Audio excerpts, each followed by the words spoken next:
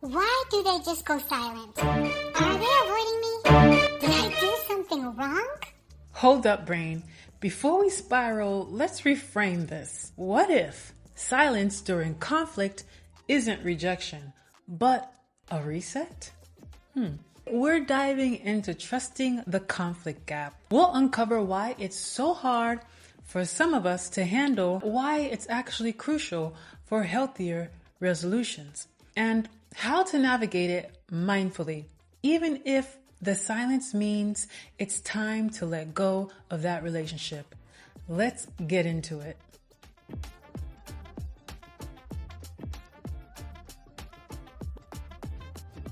What is the conflict gap? The conflict gap is the avoidance or lack of communication that happens during a disagreement. And many times it may not even be a disagreement. It could be a complete misunderstanding or miscommunication or lack thereof. It's often misunderstood as rejection, but it can also be a healthy pause for reflection and emotional regulation. Think of it like a timeout in a sports game. The play stops, but the goal is to come back stronger. But here's the catch. If you don't understand the purpose of the gap, it can feel uncomfortable, even unbearable. Why it's misinterpreted. For someone with avoidant attachment, this gap may feel necessary for self-preservation, but can also come across as cold or unloving. If you have an avoidant attachment, the gap might feel like freedom, but it can also become a tool to dodge accountability or emotional vulnerability. For those with ADHD, it might feel unbearable. Silence can trigger rejection sensitivity, making the gap feel more painful than it is. If you have ADHD, you might struggle because silence feels like rejection, or your racing thoughts won't let you rest until the issue is resolved immediately. I am learning to mindfully navigate life with both avoidant attachment and inattentive ADHD. As I am currently experiencing a conflict gap in this season, I thought to share my mindset on this. In the past, I have not handled these gaps effectively. It's crucial that we learn the right way to resolve conflict mindfully, especially when we find ourselves in a conflict gap. In both cases, the gap feels more like a void than a pause. And the longer it goes, the more anxious or frustrated you might become. Why the gap is important in conflict resolution. Sometimes silence isn't avoidance. It's a strategy.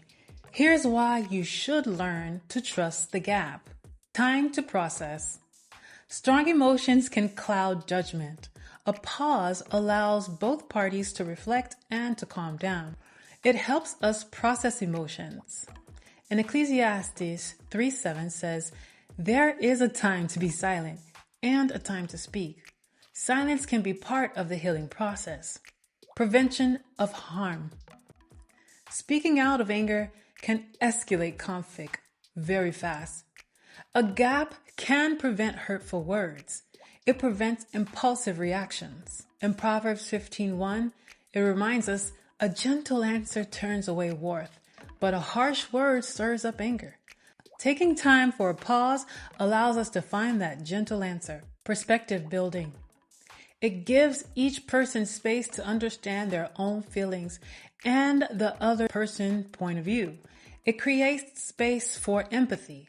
In James 1 verse 19, it encourages us to be quick to listen, slow to speak, and slow to become angry.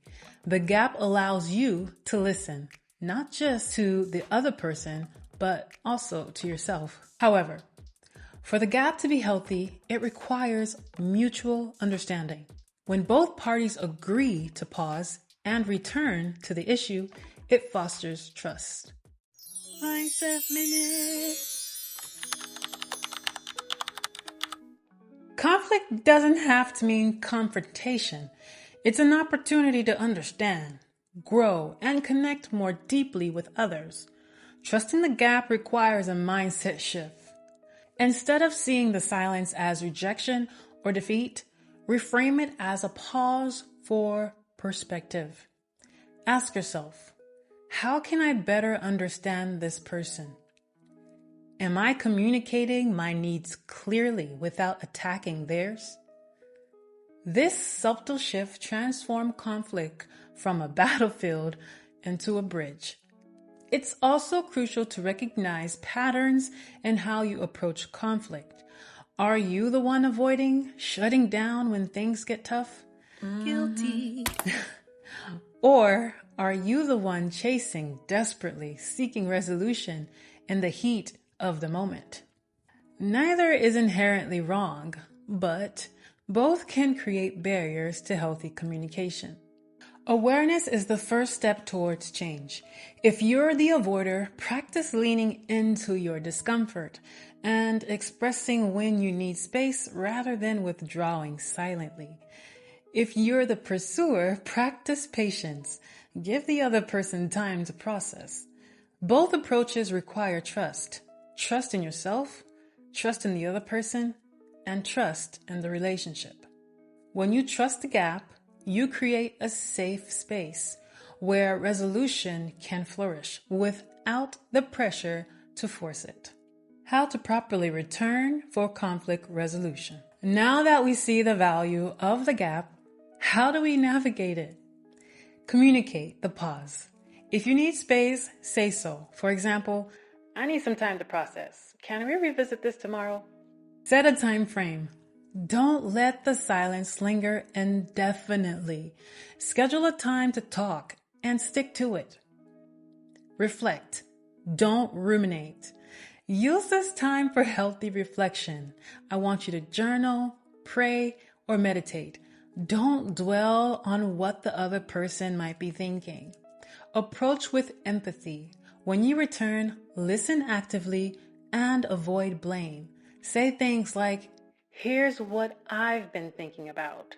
But let's be real. Sometimes the best resolution is walking away. Sometimes the return isn't about resolution at all. It's about deciding if the relationship is worth continuing. Communication, even after the gap, is key to reconciliation. Scripture Minute.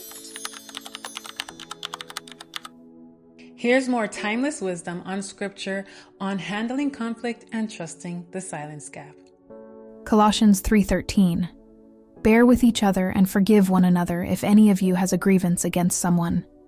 Forgive as the Lord forgave you. This encourages us to approach conflict with a spirit of forgiveness and grace, even during challenging moments. Proverbs 17:27. The one who has knowledge uses words with restraint, and whoever has understanding is even-tempered. A reminder to choose words carefully and maintain emotional balance during conflicts, trusting the power of thoughtful silence. Matthew 18:15. If your brother or sister sins, go and point out their fault, just between the two of you. If they listen to you, you have won them over. Communication, even after the gap, is key to reconciliation. A reminder to choose words carefully and maintain emotional balance during conflicts, trusting the power of thoughtful silence. Practical ways to mindfully address conflict. Recognize emotional triggers. If you're feeling overwhelmed, say, I need a moment to gather my thoughts. Let's talk in 30 minutes. Breathe before speaking. Deep breaths can actually calm your nervous system and help you think clearly. Journal the pause. Use the gap to write down your feelings. This helps you to process them before you actually begin to speak. Decide what's worth fighting for. Not every issue needs to be resolved. Ask yourself, does this conflict serve the relationship or drain it? When to let go. If the conflict becomes a pattern of disrespect, manipulation, or unmet needs without resolution, it might be time to let go. Pray for clarity. Seek wise counsel, and remember, letting go isn't failure. It's protecting your peace. And there you have it, my beautiful mindfulpreneurs. Remember, the conflict gap isn't rejection. It's an opportunity for growth, healing, and clarity. Whether you're reconnecting or realizing it's time to move on, trust the process and stay true to yourself. If you enjoyed this video, I'm sure you'll enjoy this one next. And For more mindset wellness content like this one, do hit the like button and subscribe. As always, stay focused, stay connected, and always choose joy. Bye.